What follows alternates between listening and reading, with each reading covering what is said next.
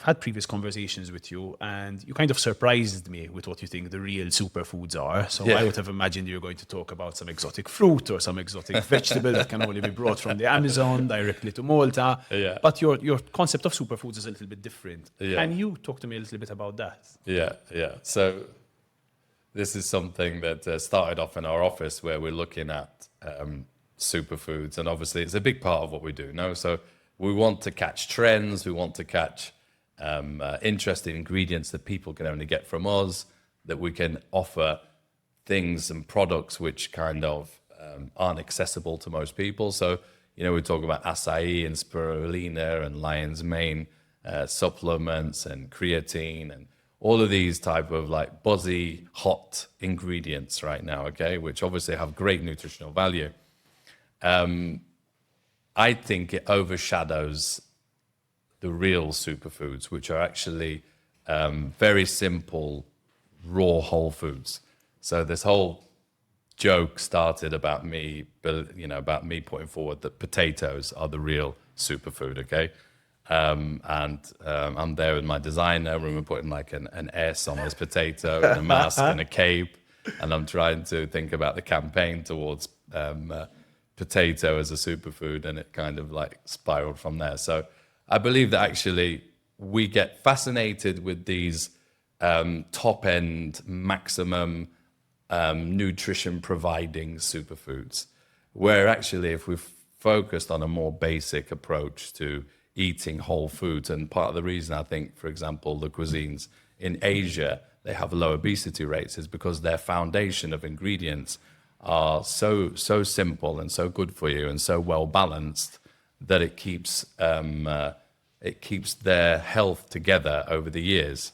So you're looking at the sort of the sort of rice noodles and the broths and the veg, which is just flashed in the pan. It's not boiled to death. It's not overcooked. It's fresh. It's crunchy. It's flavoursome with the sauces they have.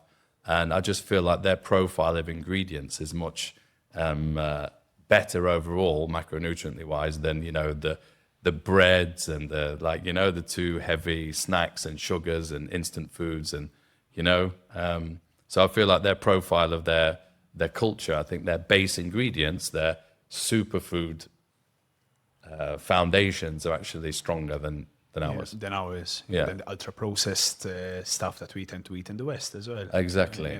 So on the same concept, the way you're speaking sounds like eating healthily, or let's not use the word healthily, but eating well. It's a good word, but it's more than that. That's my point about So health. let's say eating well.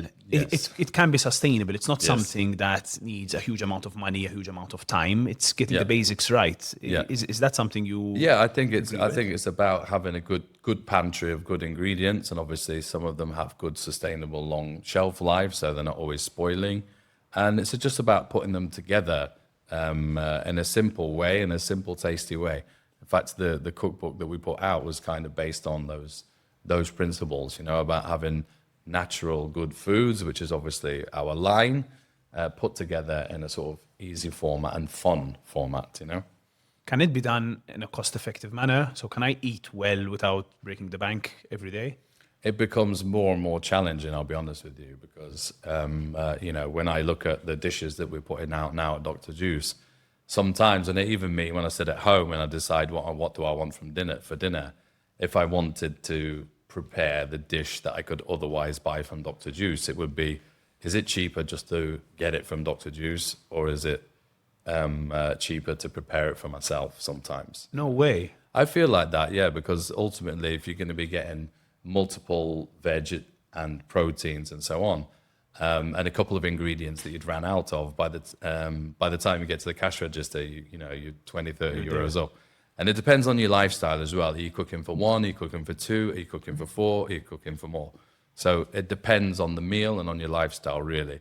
But I certainly feel if you're just focusing about yourself, actually cooking for yourself, it's very challenging.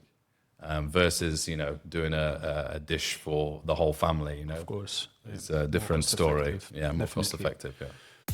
Creatine, one of the most studied sports supplements in the world, known for supporting strength, power output, and muscle recovery. I personally take creatine monohydrate from Holland & Barrett. The daily intake depends on your personal goals, but using it is very simple. You just need a shaker, creatine, and water. And when the box runs out, I just restock at Holland & Barrett.